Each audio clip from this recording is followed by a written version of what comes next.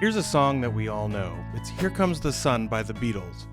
Most of us know this song so well that we could sing along to it without any problem, but have you ever tried to count it?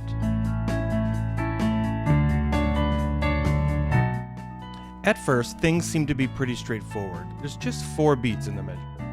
But when we get into the chorus, things take a sharp left turn.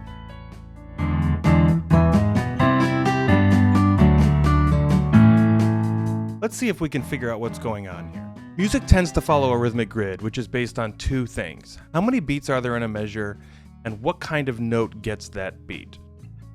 For example, you could have a song which has 4 quarter notes in each measure, and that is a steady walking feel.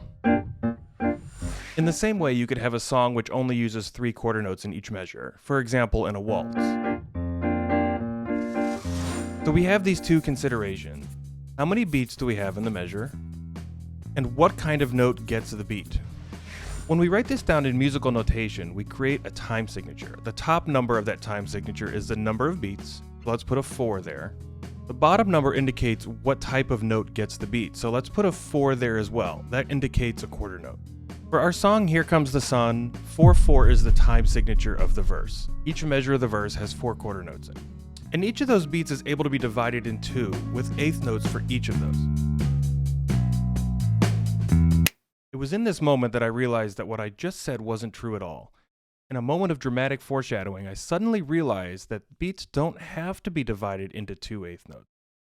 We could have 3 without any problem. Perhaps that's going to be the key to understanding our chorus.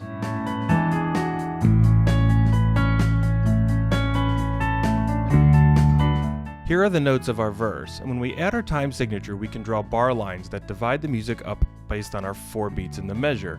And then to make that easier to read, we can beam those notes together by the beat. And there we go, we've got the rhythm for our verse figured out. Pretty straightforward, but that was the easy part. Let's jump into the chorus now.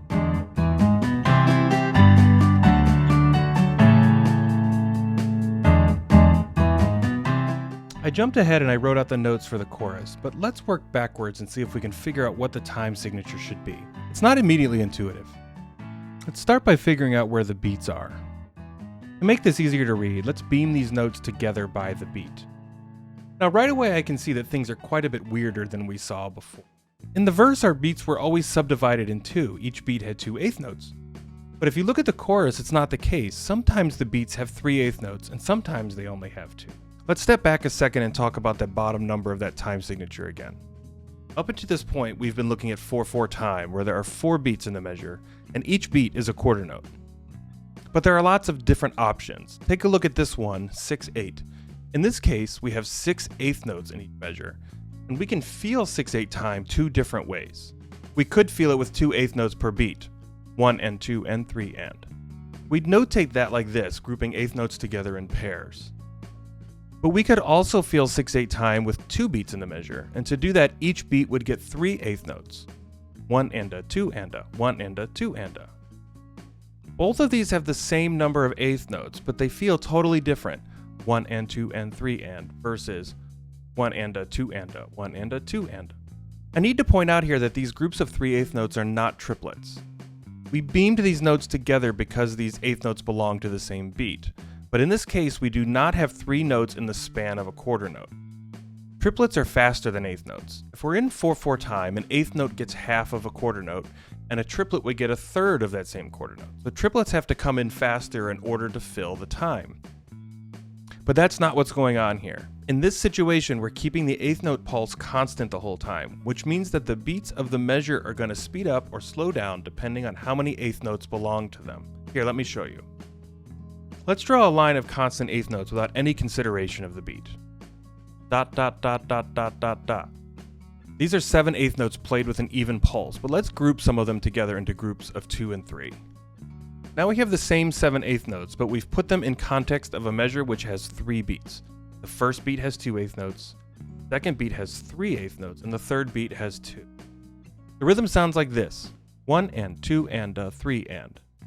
The eighth note pulse is constant. The second beat is not a triplet. We've only changed the way that we emphasize the beat. This is an example of an odd meter, 7/8 time. We have 7 notes in the measure and their eighth note. We can take this same set of 7 eighth notes, but we can group them together in different ways, and doing that is going to give us completely different rhythmic feel. We could feel it this way: 1 and 2 and 3 and. Or we could do 1 and 2 and 3 and. Or 1 and 2 and 3 and. You see how important it is that we beam these eighth notes together by the beat. It makes such a huge difference in the feel. Okay, I think we're ready to figure out our time signature. To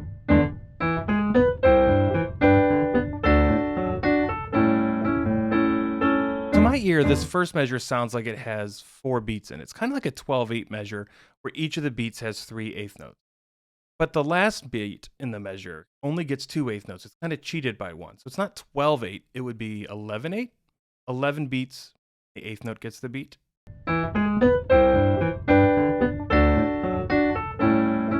Yeah, that's definitely right.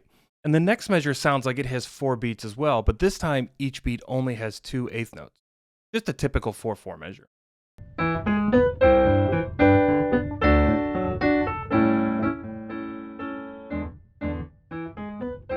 Sounds to me like the third measure has 3 beats in it. The first beat has 2 eighth notes, the second beat has 2 eighth notes, and the third one has 3 eighth notes. So 2, 2, 3, that's 7. Let's call that 7/8. We could keep going over this measure by measure, but if you listen to it, I think these 3 measures are repeated. I mean, at least the rhythm of these 3 measures is repeated several times to make the chorus. When you put this wonky odd meter chorus back to back with the verse's traditional 4/4 time signature, it creates such an interesting rhythmic contrast. It really draws you in.